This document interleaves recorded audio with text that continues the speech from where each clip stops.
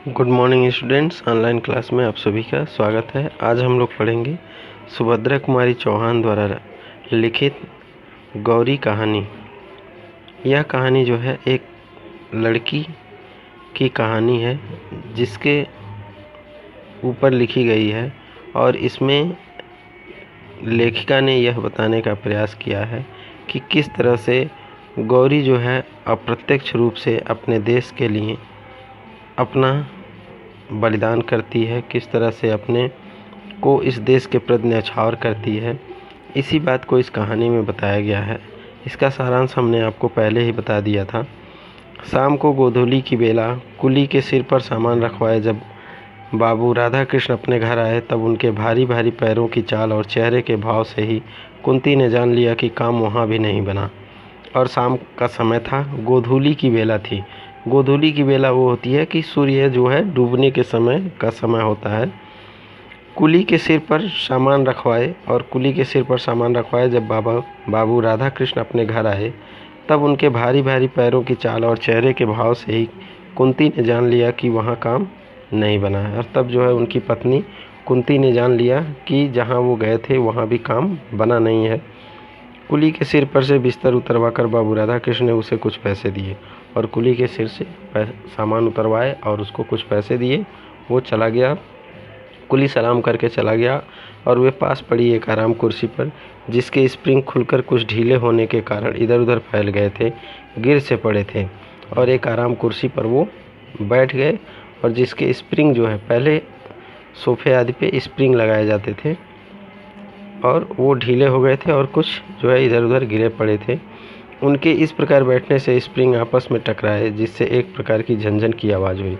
और उनके इस प्रकार बैठने से स्प्रिंग जो है आपस में टकराए तो कुछ झंझनाहट की आवाज़ हुई। पास ही बैठे कुत्ते ने कान उठाकर इधर उधर देखा, और उनके पास ही एक कुत्ता बैठा था। वह जो है इधर उधर देखता है और फिर भों भों करके भौंक उठता है।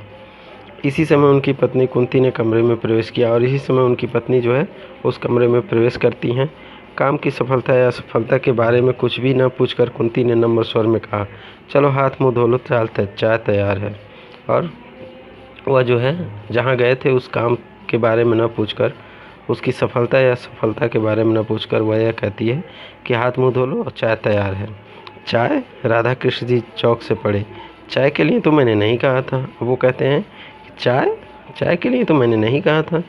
नहीं कहा था तो क्या हुआ, पी लो चलकर, कुंती ने आग्रहपूर्वक कहा। और कहती है कुंती, जो उनकी पत्नी है, कि नहीं कहे तो क्या हुआ, चलो पी लो। अच्छा चलो, कहते हुए राधा कृष्ण जी पत्नी के पीछे पीछे चले गए। गौरी अपराधिनी की भांति माता पिता दोनों की दृष्टि से बसती हुई पिता के लिए चाय तैयार कर रही थी। उसे ऐसा लग रहा था कि पिता की सारी कठिनाइयों की जड़ वही है, और गौरी जो उनकी पुत्री थी वह जो है एक अपराधिनी की बात माता पिता की दृष्टि से बसती हुई पिता के लिए चाय बना रही थी। और उसे ऐसा लग रहा था कि वही जो है अपने पिता की सारी कठिनाइयों की जड़ है। वह न होती तो पिता को विवाह की चिंता में इस प्रकार स्थान स्थान घूमना न पड़ता। और वह सोचती है अपने मन में कि अगर वह न होती तो उसके पिता को इधर उधर घूमना नहीं पड़ता उसके विवाह के लिए। वह मुँह खोल कर किस प्रकार कह दे कि उसके विवाह के लिए इतनी अधिक परेशानी उठाने की आवश्यकता नहीं है। और एक लड़की होने के नाते वह यह भी नहीं कह सकती अपने पिता से कि आप जो है इतनी परेशानी मत उठाइए। माता पिता चाहे जिसके साथ उसकी शादी करें वह सुखी रहेगी, और वह चाहती थी कि माता पिता चाहे जिसके साथ उसकी शादी कर दें वह सुख से रहेगी, न करे तो भी वह सुखी है। जब विवाह के लिए उसे ज़रा भी चिंता नहीं, तब माता पिता इतने परेशान क्यों रहते हैं। गौरी यही न समझ पाती थी। और गौरी अपने मन में सोचती है कि जब वह जो है शादी के लिए इतना परेशान नहीं रहती है तो उसके माता पिता क्यों इतने परेशान रहती हैं। कभी कभी वह सोचती, क्या मैं माता पिता को इतना भारी हो गई हूँ, रात दिन सिवा मेरे विवाह के उन्हें और कुछ सोचता ही नहीं। और वह यह सोचती है कभी कभी कि क्या मैं माता पिता के लिए इतनी भारी हो गई हूँ कि उनको मेरे विवाह की ही रात दिन चिंता लगी रहती है, उसके अलावा वो कुछ नहीं सोचते। तब आत्मग्लानि और क्षोभ से गौरी का रोम रोम व्यथित हो उठता है। और तब जो है गौरी का आत्मग्लानि से और क्षोभ से उसका रोम रोम कष्ट से व्यथित हो उठता है।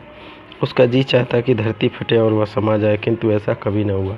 और वह चाहती है कि धरती फट जाए और वो समा जाए और माता पिता के इस बोझ से मुक्ति मिल जाए।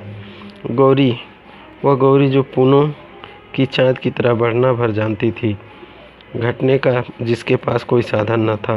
और गौरी वह गौरी है, लेखिका यहाँ बता रही हैं, कि जो पूनम की चाँद की तरह, पूनम की चाँद माने पूर्णिमा की चाँद की तरह जो बढ़ना भर जानती थी, घटने का नाम नहीं जानती थी। राधा कृष्ण जी के लिए चिंता की सामग्री हो गई थी, और राधा कृष्ण अपने पिता के लिए वो उनकी चिंता की सामग्री हो गई थी। उसका विवाह योग्य वर के साथ करना चाहते थे, यही सबसे बड़ी कठिनाई थी। और उसका विवाह जो है वो एक योग्य वर के साथ करना चाहते थे। और आप जानते हैं कि हर माता पिता यही चाहते हैं कि उसकी बेटी का विवाह जो है किसी योग्य पुरुष के साथ हो, जो उसके साथ सुख से रह सके। योग्य पात्र का मूल्य चुकाने लायक उनके पास यथेष्ट संपत्ति न थी, किंतु सबसे बड़ी समस्या यह थी कि उनके पास उस योग्य वर के लिए कीमत चुकाने की अर्थात दहेज देने की संपत्ति न थी। यही कारण था कि गौरी का यह 19वां साल चल रहा था, और यही कारण था कि गौरी जो है आज 19 वर्ष की हो गई थी। फिर भी वे उसके हाथ पीले न कर सके थे, और संपत्ति न होने की वजह से वे उसके हाथ पीले नहीं कर सके थे, अर्थात उसकी शादी नहीं कर सके थे, जबकि वह उनकी अकेली संतान थी। छुटपन से ही गौरी का बड़ा लाड प्यार हुआ था, छोटेपन से ही उसका बहुत लाड प्यार से उसका पालन हुआ था। प्राय उसकी उचित अनुचित सभी हट पूरा हुआ करती थी, और अक्सर जो है उसकी जो हट थी सब कुछ वो पूरा करते थे। इसी कारण गौरी का स्वभाव निर्भीक, दृढ़ निश्चयी और हठीला था, और इसी कारण गौरी का स्वभाव जो है हठीला था। और वह जो एक बात सोच समझ कर एक बार कोई कुछ कह दे तो फिर उससे कोई उसे हटा नहीं सकता था।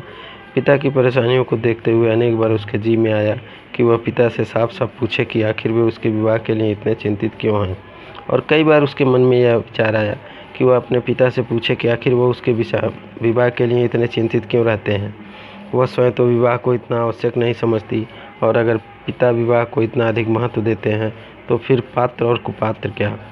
और कहती है, अपने मन में सोचती है कि वह तो स्वयं जो है विवाह को इतना आवश्यक नहीं समझती, किंतु अगर पिता विवाह को इतना महत्व ही देते हैं, पिता जो है उसके विवाह को इतना ही अधिक चाहते हैं कि उसकी शादी हो जाए, तो फिर पात्र और कुपात्र में क्या अंतर है। चाहे पात्र हो या कुपात्र हो, विवाह करना है तो कर दीजिए।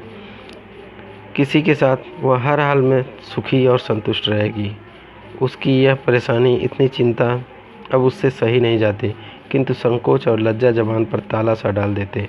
और वह यह सोचती है कि कैसे अपने पिता से इस बात में बातें करे। 1000 बार निश्चय करके भी वह पिता से यह बात न कर सकी। पिता को आते देख गौरी चुपके से दूसरे कमरे में चली गई, और जब उसने देखा कि पिता उसके आ रहे हैं तो वह चुपके से दूसरे कमरे में चली गई। राधा कृष्ण जी ने जैसे बेमन से हाथ मुँह धोया और पास ही रखी हुई एक कुर्सी पर बैठ गए। और राधा कृष्ण जी हाथ मुँह धोए, वो भी बेमन से, और वहीं जो है एक कुर्सी पड़ी हुई थी उसी पर बैठ गए। वहीं एक मेज़ पर कुंती ने चाय और कुछ नमकीन पूरियाँ पति के सामने रख दी, और वहीं जो है एक मेज़ था जिस पर उनकी पत्नी कुंती ने चाय और कुछ नमकीन रख दी। पूरियों की तरफ राधा कृष्ण जी ने देखा भी नहीं, और पूरियाँ जो रखी गई थी उस पर उन्होंने देखा भी नहीं, चाय का प्याला उठाकर पीने लगे। ऐसी कन्या को जन्म देकर जिसके लिए वर ही न मिलता हो, कुंती स्वयं ही जैसे अपराधिनी हो रही थी। और कुंती जो गौरी की माँ थी, वह भी यह अपने मन में सोच रही थी कि मैंने ऐसी कन्या को जन्म क्यों दिया जिसके लिए वर ही नहीं मिल रहा है। कुंती ने डरते डरते पूछा, जहाँ गए थे क्या वहाँ भी कुछ ठीक नहीं हुआ। अब वह अपने पति से पूछती है कि क्या जहाँ गए थे वहाँ कुछ ठीक नहीं हुआ। नहीं, यह बात नहीं है। वो बताते हैं राधा कृष्ण जी कि ऐसी बात नहीं है। कुंती ने उत्सुकता से पूछा, फिर क्या बात है, लड़के को देखा। अब कुंती फिर पूछती है कि तब क्या हुआ। लड़के को देखा, हाँ देखा, अच्छी तरह देखा हूँ, कह राधा कृष्ण जी फिर चाय पीने लगे।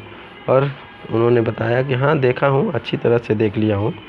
कुंती के समझ में यह पहेली न आई, और जो यह बात बोले कि हाँ अच्छी तरह से देख लिया हूँ, यह पहेली उसको समझ में नहीं आई। उसने कहा, ज़रा समझा कर कहो, तुम्हारी बात तो समझ में ही नहीं आती।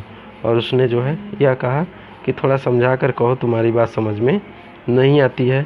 धन्यवाद, आज इतना ही।